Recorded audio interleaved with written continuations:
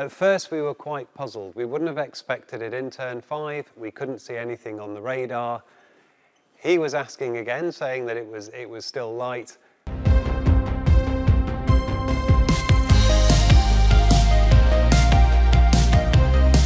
Were we quick this weekend as a result of the characteristics of the track or as a result of the update package? Well, probably both are true.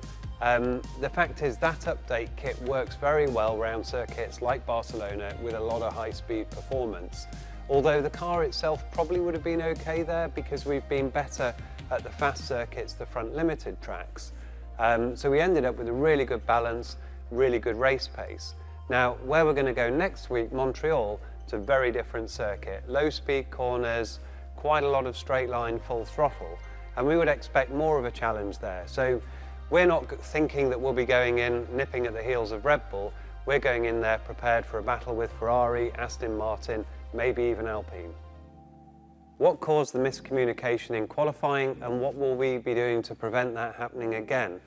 Well, put simply, the drivers were trying to find a car finishing a lap in order to get a slingshot starting the lap themselves. So that will give them more straight line speed. You can find around a tenth, maybe a little bit more on the straight. That car that was finishing then peels in, and they can then conduct the rest of the lap in clear air. Now, the issue, again, put very simply, was that George and Lewis both tried to pick up Sainz as that slingshot. So Lewis got onto the back of him around turn 10. As he then came round to start the lap, George was waiting because he knew that Sainz was coming, not realising that Lewis was just behind. Now, at the racetrack in Barcelona, we were very keen to make sure we focused on the race itself, not worry about what went wrong in qualifying. But now that we're back here at the factory, we'll sit down, we'll look at how we need to change our communication to make sure that we don't confuse the drivers by not giving them the whole picture.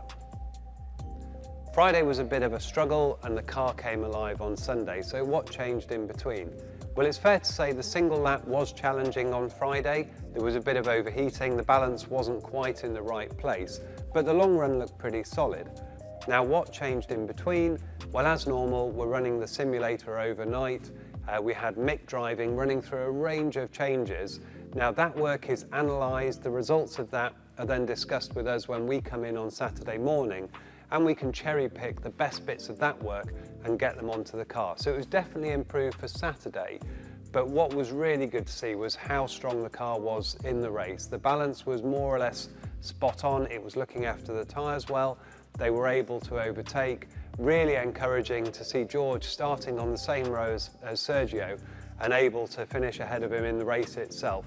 So clearly good progress, but a great job done by the team, particular Mick and the simulator team overnight. Was Lewis's car damaged in that lap 1 incident with Lando? Well, we were very, very lucky because the only thing that got damaged was actually the wheel shield.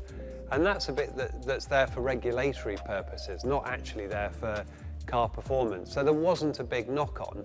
And when we made the pit stop, you can then put a fresh wheel on with a fresh wheel shield and everything's back to normal. So very lucky for Lewis. And once we were able to confirm that everything was okay on the data, all the aero load looked okay, there was no concerning overloads on the suspension, he was able to get his head down and attack the race. Was the soft, medium, soft strategy the plan going into the race? Well, we had a few plans on the table, but actually soft, medium, soft was quite a long way down the list. We were very much expecting it to be a 2-stop, but we weren't ruling out the 1-stop tyre. We didn't really have enough data from Friday to know what the hard tyre was going to do in the race.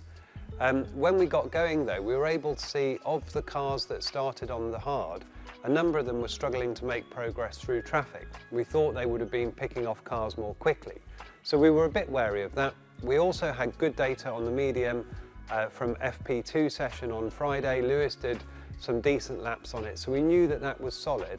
So when we went to it, it was really just a case of making sure we put on a tyre that had decent warm-up, good grip. Then by the end of the race, we were close enough to the finish when we made that second stop to go onto a soft, and that was a tyre that we definitely liked at the start. So it was a strategy that we were evolving as we went on. The strategy team did a really good job of taking in all the information, making sure we could make the right calls on the pit wall, and we ended up with a good race plan as a result. What was our reaction to George's radio about the rain? Well, at first we were quite puzzled. We wouldn't have expected it in turn 5. We couldn't see anything on the radar. He was asking again, saying that it was still light. It was quite good that he managed to work this one out for himself, because if he hadn't told us that it was actually drops of sweat on his visor, I think we'd have been still puzzled working out where this rain had come from and why it was only George that was noticing it and none of the other drivers. How good did the result feel for the team, and what do we expect for Canada? Well, it was certainly really good fun to be part of that race, to be able to get the double podium as well. We've had a few tough races recently, and while we've brought home a decent amount of points, it's so nice to get both of the drivers back on the podium after a bit of a break.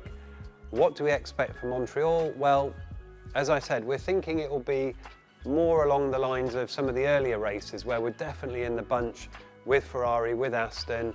Now Alpine look to have joined that group, but it's great racing there. It'll be good fun. We're certainly going to be fighting to find every little bit of performance we can, because the way the grid stacks up now, you can be P2, you can be P10, and there's only a few tenths in it. So we're looking forward to more exciting racing, but certainly we're aware that Canada is likely to be a bigger challenge than the Sunday we just had in Barcelona.